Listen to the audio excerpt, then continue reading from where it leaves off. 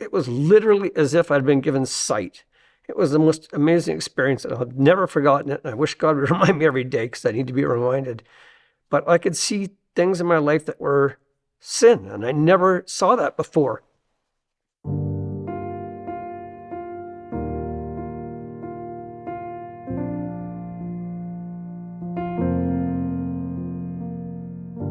For by grace you have been saved through faith, and this is not your own doing.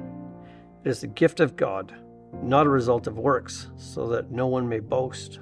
My name's Cam Noah, if you don't know me, and if I was writing a sermon, I would title this, God Spoke, and I'm an Idiot. So I came from a family, my mom was a believer when I was young, my dad was not, and later in life my dad became a believer.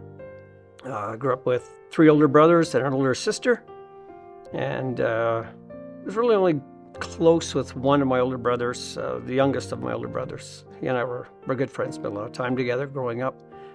I wouldn't call it a great childhood, didn't really enjoy my childhood a whole lot. A lot of bullying going on, a lot of insecurity. Dad didn't seem to care for me at all. So that was tough. Didn't like school.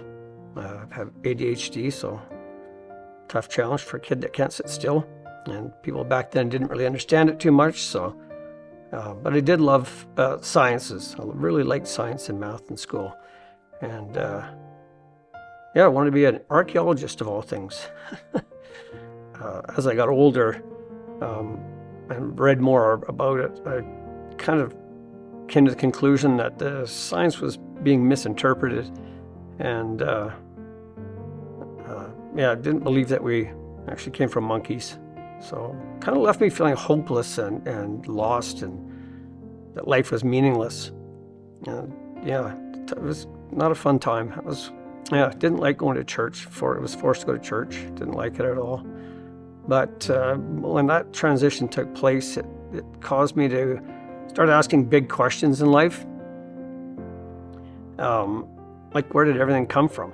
Ended up concluding that there had to have been a God. And so that started me on that path of trying to learn more about that. So I ended up hanging out with the pastor's son, his younger son. And I kind of became friends, but he was kind of a bit geeky, so I didn't really like being seen with him. It was kind of pretty pathetic on my part, but that's kind of how it was. And so if I was driving along and saw him walking, if I had friends with me, I'd just drive right by and leave him. Didn't matter if it was raining or not, but if I was by myself, I'd stop and give him a ride. And I later confessed that to him, and he laughed, thankfully. But yeah, he influenced me quite a bit, and I learned a lot through him. Thankful for him, excuse me. And so he explained to me what it was, I would say more so to become a believer and to trust Christ. And I don't recall the exact day or date or anything that I asked God to forgive me, asked Christ into my life, but I experienced what I would classify as a miraculous transformation, as if I had been blind my whole life. And we see that in Scripture, talk about that. And I experienced that. And I remember saying that to my friend Daryl. I was like, wow, look, like that's sin right there. How did I not know that before? That's sin. And it just blew me away that I never saw it before. And then as I read my Bible more and more, I realized that was because I was essentially spiritually dead at that time. And now God had opened my eyes and I could actually see these things. It really quite surprised me. It was a miracle to me, and it changed my life a lot. For whatever reason, I don't know why, but turned my back on God, walked away, and as much as I know God loved me during that time, it was as if He just handed me over and said, "Fine, you wanna walk away from my love? Have at her."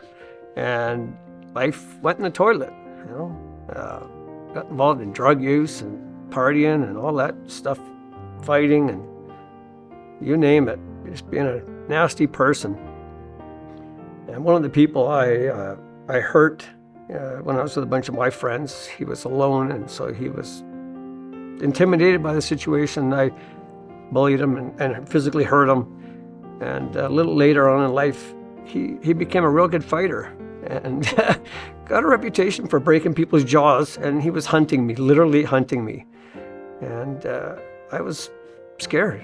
And then one day after I decided it was enough of this garbage life I was living, and I wanted to get back to living an appropriate life and follow God again.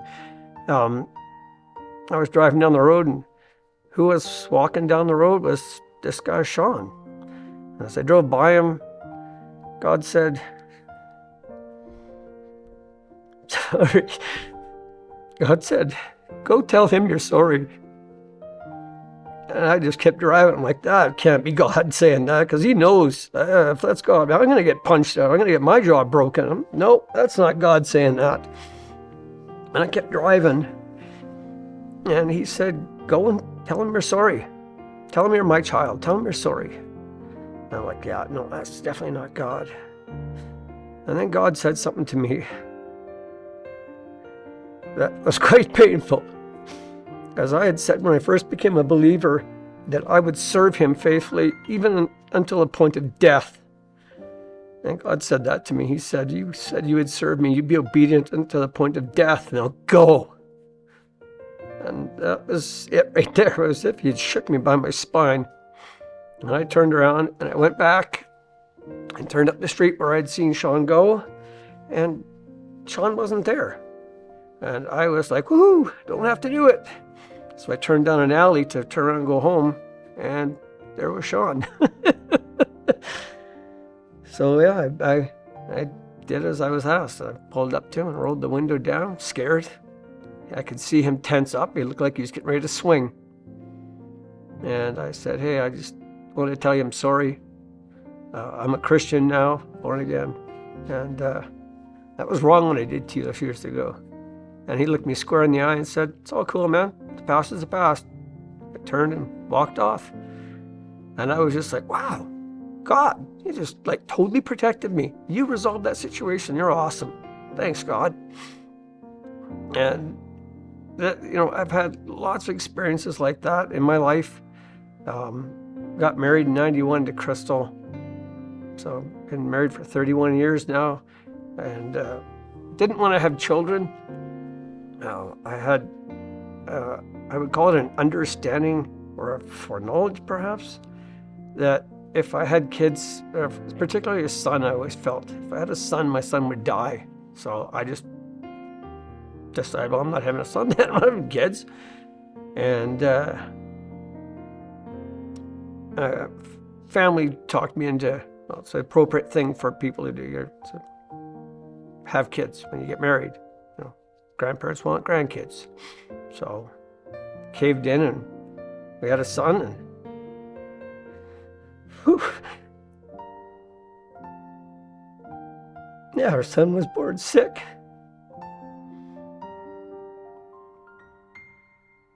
And we had to sit and watch him die. But again, God spoke. And he said, you are in my hand. And after he said that, it's going to sound really weird, but it wasn't hard to go through him. It's painful, obviously. Watching your child die, it's going to be a fun time, but I thought for sure I would crawl under a rock and die if my son died. That was how I viewed that kind of stuff. There's no way I could survive that. But God gave me hope and gave me strength. It was his strength. It wasn't mine. I know that for sure. Those words that I was in his hand, I could feel as if I was this little person standing in his hand and he was holding me tight. And yeah, got through that, and he performed miracles through that, the suffering and death of our son.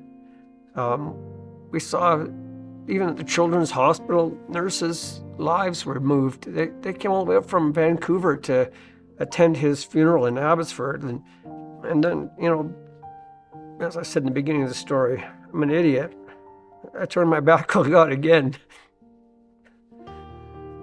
And I don't know where the verse is, but the Bible talks about that if think it's about if there's a demon cast out and there's nothing to replace, there's 7 more or 7 times worse or something to that effect.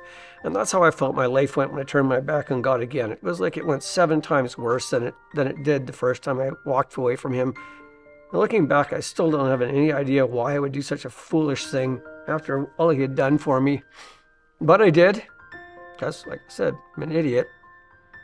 And got involved in not so much organized crime, but a gangster type life. Not that I was associated with any gang, but hung out with some bad people, some real bad people, and ended up in trouble with a member of the Hells Angels in Haney, and got called to meet him. And I knew who this individual was. He's a terrifying human being. He did some horrible things to people, very violent, and I had to go meet this guy. I was scared. I remember going, and God said, "Look him in the eye and tell him you're my child and he can't harm you." And I responded with, "Are you nuts, God? Do you know who this guy is?" And I didn't tell him that. Thankfully, I didn't get hurt by this guy. But again, I'm an idiot. I don't know what God would have done in that situation with that man's life or somebody else's. I don't know what his purpose was there, but I really wish I had obeyed him and spoke those words. I think about others that have faced far worse, like Shadrach, Meshach, and Abednego. I mean, the guy they're facing doesn't have even the law to worry about. He's the head. He's everything. And they didn't bow down. I did. I caved. But thankfully, God doesn't give up on me, doesn't give up on you when we do those foolish things. And he hasn't given up on me. And thankfully, he pursued me, and I'm thankful that I'm back walking with him. His life is much easier, much happier, living, following, being obedient. Yeah. And you can see the reason why I said I would title this God Spoke, and I'm an idiot. Because he's spoken to me many times. His faithfulness and his love just pours out and pours out and pours out, and I'm an idiot. But I love him, and I appreciate all he's done for me, for my wife, for my family. God's amazing.